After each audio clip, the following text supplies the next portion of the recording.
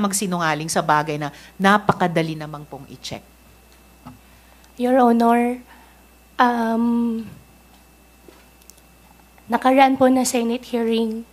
Kaya po, lahat na lang po naging sagot ko po is I don't know, hindi ko po alam. Dahil ayaw ko po madamay pa po ang ibang tao. Pribadong tao po yung mga ibang tao po na... Hay nako, paano na lang magde-defend ni Alice yung sarili niya kung puro na lang di ko po alam yung sinasagot niya? Ganyan talaga yung ibang mga tao tuwing may arguments. Kahit na walang sense yung sinasabi nila, basta may maibuga lang sa kaaway nila. Pero, hindi ba yun tinatawag nilang fallacies? To be more precise, fallacies are either illegitimate arguments or irrelevant points. They can be identified because they lack evidence that support their claim. It's somehow similar to the infamous line of Alice Go na, Your Honor, hindi ko po alam. Ginagamit nila ito to misdirect or to deceive others rather than to truly prove a point.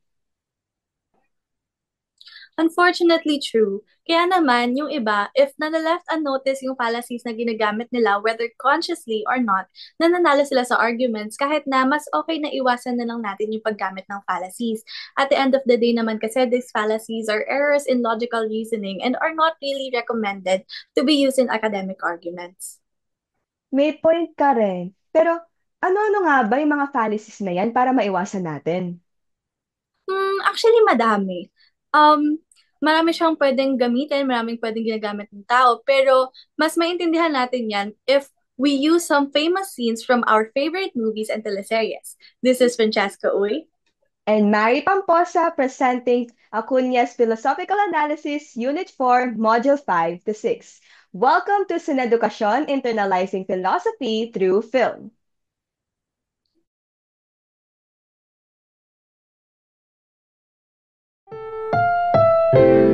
Ang susunod na programa ay rated PG. Ito ay nangangailangan ng patnubay at gabay ng magulang para sa mga batang manonood. Pinanganak kang bobo, lalaki kang bobo, mamamatay kang bobo.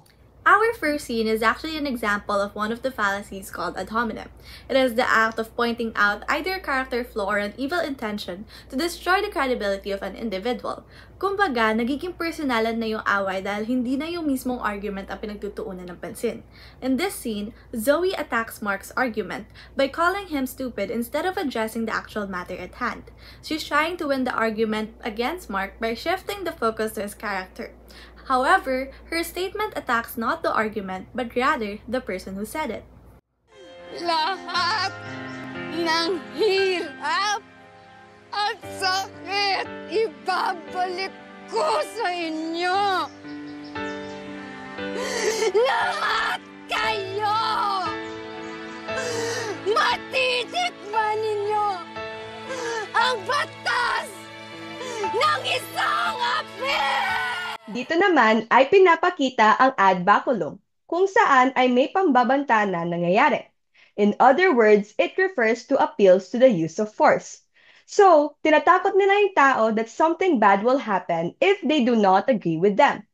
They're taking advantage of that person's fear in order to get what they want or to win an argument. Sa scene na ito, pinapahiwatig ni Amor na maghihiganti siya o may gagawin siya sa kanyang mga kaaway dahil sa paniniwala niyang namatay ang kanyang anak sa isang trahedya. Even though wala sa scene ang kanyang mga kaaway, it's as if she's making them aware that she will bring consequences to their actions. So, instead of discussing on how to resolve the matter, she resorted to revenge. Alam mo yung totoo, inggit na ako sa'yo. Inggit ako sa iyo, Bobby! Pero bakit parang galit ka? Pero bakit kasalanan ko parang kasalanan ko?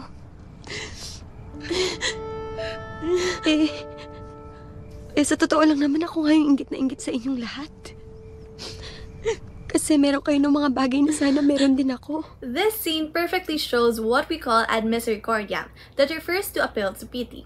The person will appeal to feelings such as compassion and regret as a way of convincing others to accept the conclusion. In this scene specifically, ginamit ni Bobby yung nararamdaman niya towards her sisters para maintindihan nila kung saan siya nanggagaling and also to prove a point.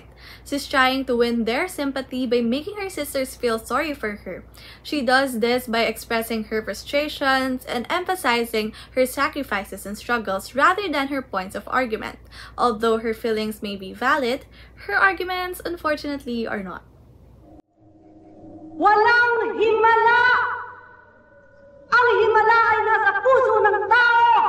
Nasa puso nating lahat! Tayo ang gumagawa ng himala! Tayo ang gumagawa ng mga sumpa ng mga Diyos! Isa munang palakpakan para kay Madam Nora Honor for that iconic scene. While watching that part, it actually reminded me of a fallacy named ad ignorantiam. It's an argument that an assertion either must be false because it has not been proved true, or it must be true because it has not been proved false. So, sinasabi na dahil walang ebidensya na mayroong himala, hindi totoo na may himala. In conclusion, ang pagkakaroon ng himala ay false. However, hindi porket walang counter-evidence, totoo na agad ang claim na walang himala. Alam mo lang wala! Pero meron! Grabe, napagod ako dun na. Mag-commercial break muna tayo.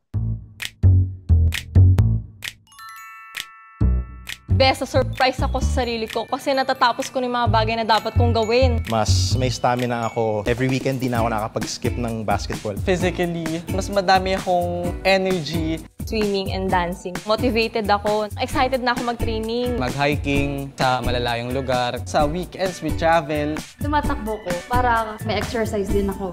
Sa training, mas intense ang training. Pag uwi ko para ang taas-taas pa rin na energy ko. Maganda effect sa akin. Carry, tuloy-tuloy. Imagine kung lahat tayo nag-e-enervon. Grabe, siguro go-go-go lahat tayo.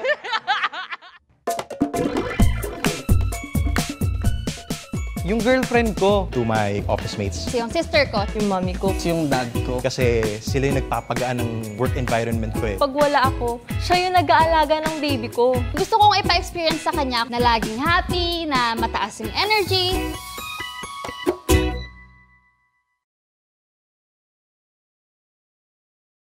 Trusted quality healthcare. Unilab yan.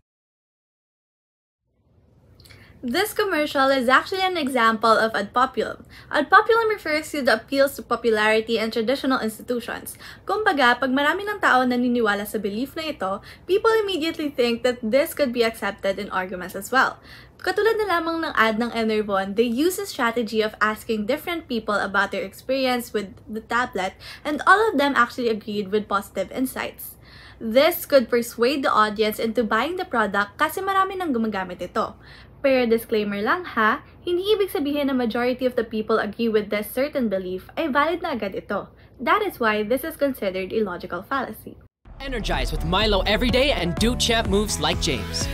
Energize! Start your day the champion way. Healthy energy, energy gap, the energy gap. Drink Milo every day. Milo every day. With your 3 balanced meals, beat energy gap. Drink Milo every day. Milo every day. Drink Milo every day and help beat energy gap like a champ. Huy! Na-energize ako dun ah. Let's now proceed to the next fallacy. Ang ad naman na ito ay isang halimbawa ng ad verecundiam, where a person is not qualified to make reliable claims about the topic at hand. One may use this type of fallacy in order to make their argument look credible even though the person they're citing may not be reliable. They rely on that person's status or influence on others instead of actual facts or evidence. Milo advertises their drink mostly to athletes. However, they use James in this ad and said the line, "Do champ moves like James." James Reid is not a pro or an amateur athlete, but an actor. Therefore, his profession does not match what he is trying to claim in the commercial. Pero take note lang appeals to authority can only be considered fallacious when it uses wrong or unqualified authorities to make a claim. Tinili mo yung stupid yung planong yun? No! That plan is really stupid. Kaya naman pala galit na galit yung isa eh. Hindi ka ba nag-isa? Hindi mo ginamit yung utak mo? My God! Gets ko na, palpak nga eh. Huwag mo nang ulitin. O kaya nga, tinan mo, imbes na mapigilan natin siya ngayon, mas gusto niya pang pakasalin yung babaeng yun. Ang tanga lang. Mali ako, pero hindi ako tanga. O bakit sinabi ko bang tanga ka? Masasabi mo lang, di ba? Na-misinterpret nyo na naman ako eh. Hindi ko sinabi yun. Ang sabi ko, ang tanga ng idea. Hindi ka tanga. Sana kasi, pinatatapos nyo muna kasi ako. Kaya lagi nyo ako na-misinterpret eh. Grabe. The argument between those two sisters was so intense, but it also captivates the essence of strawman fallacy. This refers to the act of deliberately misinterpreting an argument to weaken it by providing a substitute argument that is a lot easier to criticize. It could take in the form of taking an opponent's words out of context to deliberately misinterpret their intention. Bilang halimbawa sa scene na to, sinabi ni Bobby, and I quote, na ang tanga lang daw ng idea ni Teddy. Kaso, ang pagkakaintindi naman ni Teddy at ang pagkaka-interpret niya sa sinabi ni Bobby ay siya yung sinasabihan niya ng word na to dahil sa kanya galing yung mismong idea. Teddy made it sound that Bobby's argument was a personal attack kahit na yung idea talaga yung pinag-uusapan at hindi siya. She misinterpreted Bobby's words that caused a fight between the two sisters. This misinterpretation of facts made Bobby's argument easier to criticize. However, does not really discuss the matter at hand. Kenji, ayoko na. Itigil na natin to. Bakit nga? Kenji naman eh. Nasabi ko na, di ba? Ayoko na.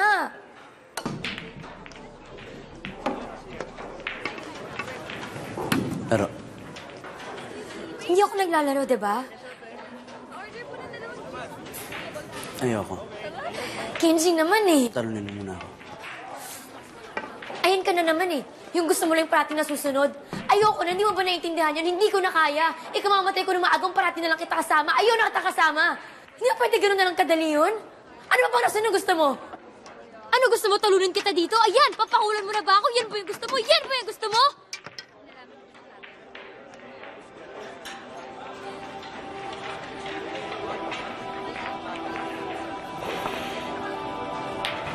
Wala na talagang taong gusto makasama ako. Ano ba yan? Kiniklig na pa mo ako sa scene na yan. Ay! Their conversation is actually an example of red herring fallacy. It's the act of neglecting the original argument and shifting the discussion from one topic to another. Dito, sinusubukan ni Athena na kausapin si Kenji para itigil na nila yung deal. However, Kenji kept on diverting the attention to a different topic kasi ayaw niya itong pag-usapan. Hay nako, kaya nagkakaroon ng misunderstandings eh. Gwapong gangster, no? Parang ikaw. Gangster? Para ka talagang daddy naman siguro halatang favorite movie namin to, no? But kidding aside, this scene is actually an example of the false analogy fallacy. This refers to the act of assuming that two things share multiple similarities simply because they have one thing in common. Dahil magkamukha si Kenji at Kenneth at magkaugali ng slight, nag-assume agad si Kelly na gangster din si Kenneth, katulad na lamang ng tatay niya, kahit hindi naman talaga. The fallacy of false analogy relies heavily on the irrelevant similarities without actually acknowledging that the two can be quite distinct from one another in a more relevant way. One similarity is simply not strong enough to support the conclusion since the two parts of the analogy are not the same as one another.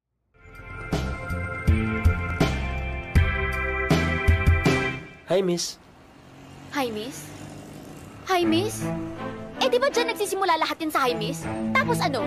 Kukunin mo yung number ko. Eh, di magiging textmate tayo. Tapos bubula-bulayin mo ako, magpapabola ako sa'yo, tapos iligaw mo ko, tapos magiging tayo? Tapos, mabubuntis ako. At kapag nabuntis ako, hindi ako makakapagtapos ng pag-aaral at itatakwil ako ng parents ko. At dahil doon, hindi ako makakahanap ng trabaho. Maghihirap ako. Tapos ano? Parang kasakit ako, hindi ako makakabili ng gamot kasi nga wala akong pera at wala akong trabaho, di ba? At yun pa magiging sanhi ng kabatayan ko kasi wala nga akong pabili ng gamot. So please, please, ayoko mamamatay. Sa'yo na lang yung high. Grabe naman ang pag-overthink ni ate ko rito. Ito yung tinatawag nating slippery slope fallacy where one person claims an initial event or action that will trigger a series of other events and lead to an extreme or undesirable outcome. It assumes a cause and effect relationship between two or more events without knowing for sure how things will pan out. Dito, marami nang inisip si Kirai dahil sa simpleng high miss nung guy. Agad na niyang inexpect kung ano yung magiging future pagkatapos nung high miss, kahit wala namang kasiguraduhan na mangyayari talaga yon. Mahal mo ba ako dahil kailangan mo ko?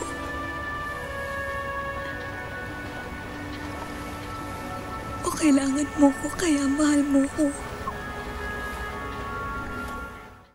This line is actually demonstrating two fallacies. First, the fallacy of complex question, and second, the fallacy of false dilemma. The fallacy of complex question is the act of questioning or asking a question that presupposes something that has not even been proven or accepted by all the people involved yet. Kumbaga, the question assumes the truth of a hidden conclusion kahit hindi pa naman ito na-prove. In this scene, for example, Jenny immediately assumes that Lino only loves her because he needs her, although this fact has never been confirmed. Ang fallacy of false dilemma naman is the act of asserting that there are only two extreme options when a gray area can exist or other possibilities may also occur. Katulad na lamang ng eksena ni Jenny at Lino, posible naman na mangyari ang iba pang mga circumstances bukod dun sa dalawang options na pinesenta ni Jenny. For example, pwede naman na mahal ni Lino si Jenny kahit na hindi niya siya kailangan. So lahat na itong ginawa mo yun para pilitin akong piliin ka? I give you all the love that I have because I love you. Kung mahal mo ako, bakit pinapapili mo ako? Kung mahal mo ako, bakit hindi ako ang piliin mo, Joy? Pag-usapang pag-ibig nga naman, iba-iba talaga yung opinion ng mga tao. Tulad lang ni Ethan at Joy. Sa pananaw ni Ethan, dapat siyang piliin ni Joy kung tunay nga niyang minamahal si Ethan. Pero para kay Joy, kung totoo siyang mahal ni Ethan, hindi siya dapat pinapapili. This is what we call petitio principii, or the fallacy of begging the question or circular reasoning. One cannot support the claim of a conclusion by using the same conclusion as premise. Bale, they're not providing new information to support their argument. Instead, paulit-ulit nilang binabanggit ang same idea na para bang it's enough to prove their point. Para lang sina Ethan at Joy. Both of them use love to justify their opinions without giving any more information kaya hindi sila magkaintindihan. To sum it all up, all fallacious arguments share one essential thing in common. Sa lahat ng mga fallacious argument, the conclusion does not follow the premise set, and the premise set does not offer enough support to the claim of the conclusion. For example na lang, when we say that I study in UP Clark, then I must be pretty. O diba, alam ko naman totoo yun, pero walang relation sa isa't isa yung statements na sinabi ko. Kaya naman, we can consider this a fallacious argument. Kaya, kapag hindi nyo alam yung tinatawag or yung type ng fallacy, pwede nyo gamitin or tukuyin ito as a non sequitur. Grabe, dear. Ang dami palang fallacies na nagagamit during arguments, ha? Mapapa-walk out ka na lang kapag ginamit ito sa arguments against you. Grabe naman. Siyempre, it's up to us pa rin how we respond to these kinds of situations based on what we observe on the person. Now that we know these fallacies, we're more equipped with the knowledge and skills to detect them as means of evaluating or criticizing arguments to better assess how to respond to them. Ay, teka. Alam ko yan. Nabasa ko yan eh. You're pertaining to the skills na kailangan natin para malaman kung gaano kalakas yung argument mo bilang isang critical thinker. There are actually two ways to estimate the strength of an argument, by criticizing it or by evaluating it. When we criticize, we identify only the weakness of the argument by finding the fallacy in it. Kapag naman we evaluate, tinitignan din natin yung strength nito through revision, modification, or even improvement. Yes, and bukod dyan, we can also use indicators to help us identify the conclusion and premise of arguments. For example, conclusion indicators could take the forms of therefore, accordingly, then, hence, so, implies, consequently, thus, and it follows. Premise indicators naman could be because, since, for, in view of the fact, in as much as, and as shown by. Mahalagang malaman natin ang mga ito dahil makakatulong ito sa pag-compose and understand ng mga arguments. Pero, ano nga ba ang arguments? Kanina pa natin pinag-uusapan yan eh. Arguments are claims based on a set of reasons given with the aim of persuading others on whether or not it is right or wrong.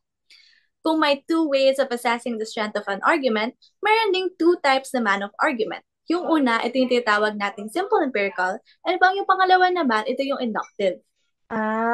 Yung simple empirical arguments. Those are made when an individual uses empirical generalizations as main premises in arguments. and draws conclusions from them based on probability estimates. Yes. In short, simple empirical arguments use observation and evidence from the real world in order to support a claim or conclusion. May tatlong parts pa nga yan eh. Yung premise na main, yung premise na minor, and yung conclusion. The generalization or the main premise is a statement obtained by inference from specific cases. Bale, ito yung main idea of what we want to prove with evidence. It's the general statement we want others to believe in. The second one naman, ito yung tinatawag nating minor premise. It's a previous statement or proposition from which another is inferred or follows as a conclusion.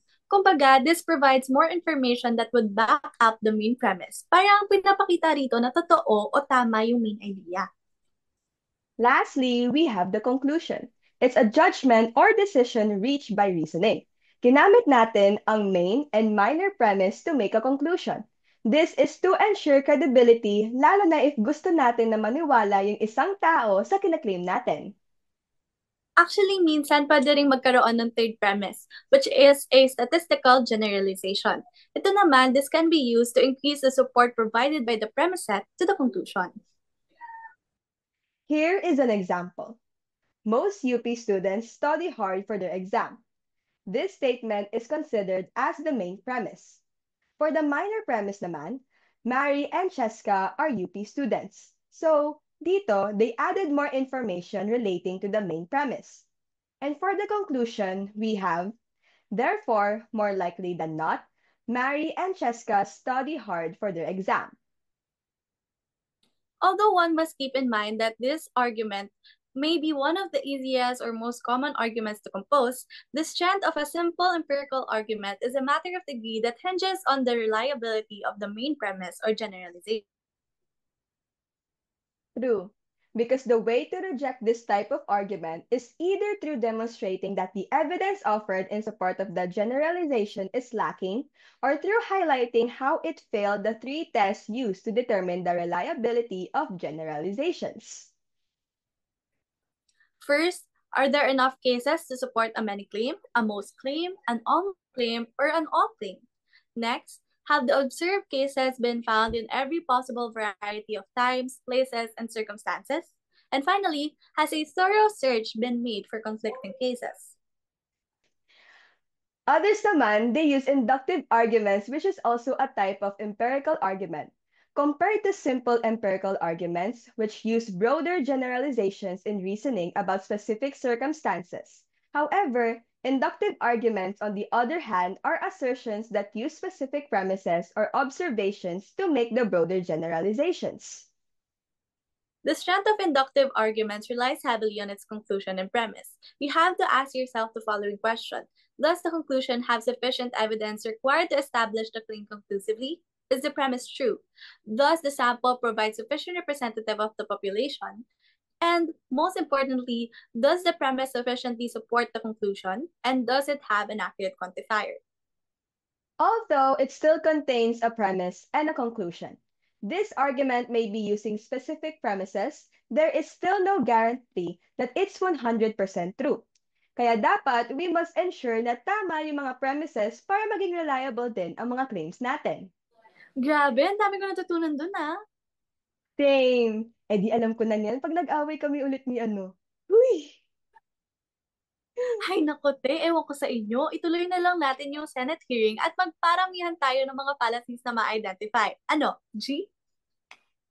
Sige ba? Oh, kayo rin ah. Samahan nyo kami manood dito. Maganda rin na aware tayo sa mga nangyayari dito sa bansa natin. Once again, I am Mary Pamposa. And I am Francesca Uy, and this is Sin Edukasyon, Internalizing Philosophy Through Film.